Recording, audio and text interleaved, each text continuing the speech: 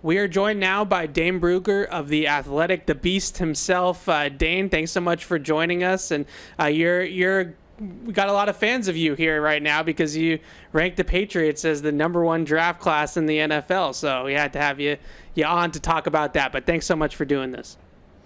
No, hey, pleasure's all mine. It was a fun draft season, fun 3 days, and yeah, I really liked what the Patriots did. So excited to talk about that class with you. Yeah, let's start with that right off the top. So you published a ranking of all 32 teams' draft classes, and you had those New England Patriots up there at #1. Why did you think the Patriots had the best draft in the NFL? First of all, they just drafted a lot of the players that I had ranked in my top 100. I think 6 were in my top 100. And I think it just matched up really well with the needs and what's going to make this team better. And like when I do, because I don't do draft grades, I just do 1 through 32.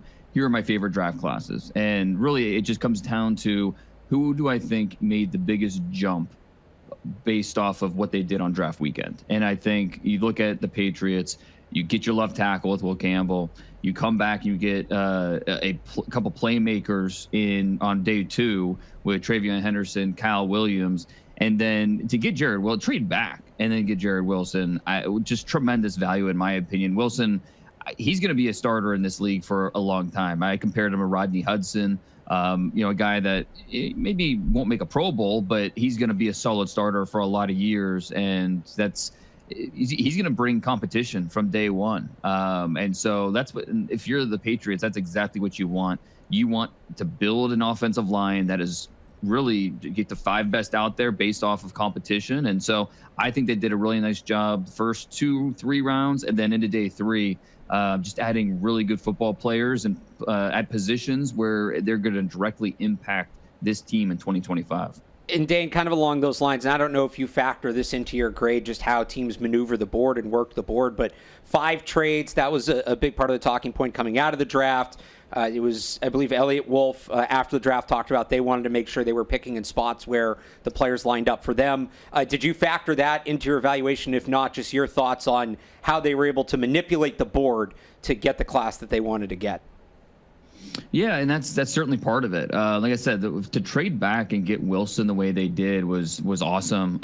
It's always tough because if you like a player enough, just take them. But at the same time, if their team's calling about possibly moving up, then it's a conversation about, hey, well, we can pick up an extra 4th or an extra 5th and move back 10, 12 spots, and we still feel like we'll get the same guy. Now, there's risk involved, obviously, that the player will still be there. But I think the Patriots and what they did over the weekend was a good example of it working out to their advantage and letting the board fall to them, not forcing things, not being, remember last year in the second round when, they traded back, Wade from Ladd McConkey and, all the, noise about that decision. Well, that didn't carry over to this year where they were scared to move back if they felt like that was the right move. And, that's something to be said about just not manipulating the board, but not drafting scared. You are going to trust your grades, trust all the work that your scouts did and, the rest of your front office, your coaches, and build the team with players that you had high on your board. And they were able to do that. And I think they were the value, because the draft's all about value. The value they got at every level of the draft was really impressive. So, Dan, you listed out your favorite pick of the draft for each team and then your favorite kind of day 3 sleeper pick. And your favorite pick of the draft for the Pats was Kyle Williams, who I think we're all pretty excited about here. Not the type of receiver that they've had here in a while, speed, separation ability. But what was it about Kyle Williams that you thought he was the best pick of the draft for them? Yeah, and you just summed it up. Speed, separation. Just going back to the Senior Bowl and watching Kyle in person, the releases off the line, his ability to separate early, mid, and late was just really impressive. And I go back to North Carolina when Drake May, not the 2023 season, but the 2022 season, his top target was Josh Downs, and Downs was kind of a similar guy where he just got open consistently. A little bit of a smaller target, just like Kyle Williams, but Downs was able to get open And May trusted that implicitly. And that was a big part of that North Carolina offense. He was missing that last year. And that's what I think Kyle Williams can be for Drake May, helping him take that next step in his development, be a high volume pass catcher, receive a lot of targets even as early as his rookie season. So, Kyle Williams was an interesting player throughout the process because he had a great senior year, blew up the Senior Bowl, and then had a really good 40 time, 4.40 at the combine, but then he got hurt the hamstring. So cut the combine short, couldn't work out at the pro day. But he was a really popular guy with 30 visits and workouts as teams tried to figure him out. And so for the Patriots to get him in the third, really like the value there. Just along those lines, why do you think, you're so dug in this from the beginning, and a lot of people, they start looking maybe around the Senior Bowl, and I remember looking at and the consensus board is what it is. It's a tool. It's not everything, but he was like 800th on the consensus board going into the Senior Bowl, and even coming out of that, was not getting that same kind of attention. It wasn't until 2-3 weeks ago that people really started talking about this guy. Is it just, Pac-2 conference playing out on the West Coast late games, or why do you think this guy didn't have as much external buzz during the process as he clearly did with teams going as high as he went? I think that's a big part of it. Just people not paying attention to Washington State football because of just the conference realignment and Washington State, Oregon State kind of being left out in the cold. And but yeah, I mean, Williams, he started at UNLV, 3 years there, transferred to Washington State, had an okay year in 2023, but wasn't really looked at as a draftable player. So going back to the summer, watching him, it was like, okay, solid player, but looks like a camp body. Looks like he has some speed, but, the production's just okay. And then this year, as a senior, it's like really things started to click for him. And so it was a little bit of I liked him going into the Senior Bowl, but the Senior Bowl is really where it's like, okay, this guy's a little bit different. Jalen Knoll, to me, was the best receiver I saw in Mobile. Kyle Williams was a close second. Those two, both of them, were really dynamic the entire week. And then, just kind of getting better and better throughout the process. But it was kind of out of sight, out of mind, not seeing him during the season for most fans. And then, like I said, he got hurt at the combine. So we didn't see him go through a lot of those drills, position drills, testing drills. And then he didn't have a pro day. So, he was kind of a little bit out of sight, out of mind. But he was a team, and for teams too. Like it was not like love at first sight. It was something that, kind of grew on teams as the process played out. So your favorite, to move down the board here a little bit, your favorite day 3 pick was Braden Swinson from LSU, and I think all of us were collectively pretty surprised that he made it all the way to the 5th round. So 2-part question here: why did you like Swinson, and why do you think he fell a little bit in the draft? Yeah, and really, I mean, there were a couple. Joshua Farmer in the 4th, I thought was terrific value. I think Craig Woodson we'll hear from as a rookie. So a couple day 3 picks should play a factor in the 2025 season for the Patriots. Swinson was tough because he had plenty of love, I think, in the media side.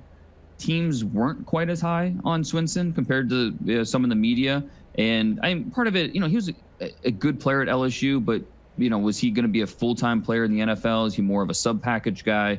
6'3.5", 255 pounds. What hurt him a little bit was choosing not to work out at the pro day. He didn't even weigh in. And so I've heard from several teams that were just like not happy. Because he did, I think, the short shuttle and the 3-cone at the combine. Then he goes to the pro day and opts to just do nothing. And that rubbed some scouts the wrong way. Now, is that the reason he fell? I don't know. I think he was viewed as more of a 4th round guy for teams. So, to get him in the 5th, I thought was terrific value there. But it's just, I go back to what this team needed. And you look at just adding some more pass rush juice. So even if, Swinson's not a full-time player, he's going to come in and be part of the rotation and give you some of that quickness off the edge. He's not a super physical player in the run game, but he gives effort. So, he is a player that, has to mature both, on the field, off the field. This past year, he butted heads with coaches a few times. He was suspended for the first quarter of the Florida game for just not meeting what the team expected of him. So there's growing up to do with this player, but talent is there for him to come in and make an impact getting after the quarterback. Late in the draft, the Patriots make the 2 special teams additions, kicker Andres Borregales and then Ashby, the long snapper.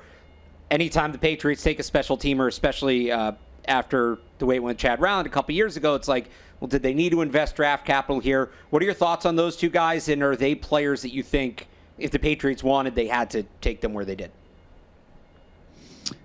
Well, I think when we're talking, especially with Ashby in the 7th round, it's okay. Do we really want to get into a bidding war to make sure we get him in free agency, or a team like the Patriots that had so many picks, we can just use a 7th rounder on him? And Ashby is one of 5 guys, long snappers that were part of that combine that they had with the specialists.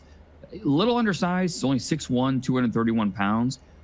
But I think that, you're thinking about adding weight, and you look at the athlete and just the consistency that he brought. Those are kind of the athleticism, consistency. Those are the 2 words that came up when, just talking about Ashby. And then, with the kicker, Borregales was my top ranked kicker this year. Thought he could go anywhere between the 5th and 7th rounds. So where the Patriots got him, it's always, some teams look at it and say, we'll never draft a kicker. Other teams look at it and say, if we like the player enough, we'll go that route. And I think with Borregales, he did enough during his college career. He did enough during the pro day, during the workouts that said, hey, I'm a starter at the next level. And so, I'm not going to push back and say like they made the wrong move or anything. Time will play out, but I certainly understand why they went that direction. All right, Dane, last one for you. The Patriots have got a pretty good history of undrafted rookies making the roster, making an impact. What are some of the guys that stood out to you out of their class there?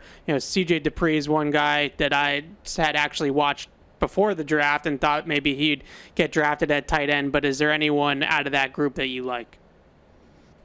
Yeah, I mean, Chisholm was my top-ranked non-combine receiver this year. Him running in the 4.7s at the pro day really kind of probably eliminated any chances of getting drafted, but he's not a long speed guy. He is a short area quickness type of player. The production he put up at Eastern Washington was outstanding. And then he goes to the East-West Shrine game and was fantastic. That short area quickness out of the slot helps him get open, give his quarterback a target. And so I'm eager to see what he can do in training camp and see if he can possibly earn a role. I'm with you on C.J. Dupree. To me, he was the better of the 2 Alabama tight ends. Oots actually got drafted by the Seahawks in the 5th round, I believe. Dupree, I thought, was the better of the 2. He's the better pass catcher. He's a really well-built kid, 6'5", 256 pounds. He was one of the best. His dad's really big into weightlifting, and so is he. And so he I think it was like 32 reps on the bench. That really stood out. He wasn't a high volume target in that Alabama offense. He only had 21 catches this past year, but I think you have a good size speed athlete. When he was targeted, he caught the ball, and I think he was good enough as a blocker that you thought, all right, if I want a true wide tight end, prototypical hand in the ground inline guy, this guy could potentially be that. So a little surprised he didn't get drafted, because I think he has what a lot of teams are looking for as a blocker and receiver to earn a roster spot. Yeah, absolutely. I was surprised too. So that's why we had you on, Dane, because we went a whole interview to not mention Will Campbell's name once, because we wanted to talk to you about the deep cuts as we do on this show. You had all 256 guys in the Beast again this year, right? 257, yeah. 257. I short-traded you one guy there, but it must have gotten... It was close there. Yeah. That final pick by the Patriots, I was... you never know. It could be someone that I overlooked, but it was my 127th corner with Kobe Minor. So it wasn't someone that I had ranked highly, But I hope he ends up making the roster and has a good career. But I was just happy he was in the Beast. Yeah, absolutely. So you can read Dane at The Athletic, of course, and the Beast. The Athletic subscription is worth it just for the Beast alone every single year. So make sure to give Dane a follow and give him a subscription as well. That's going to do it for today's episode of Patriots Catch 22. Alex and I will be back next week. Very special thank you to our very special guest, Dane Brugler, and we'll see you guys next week. Thanks for watching. Bye.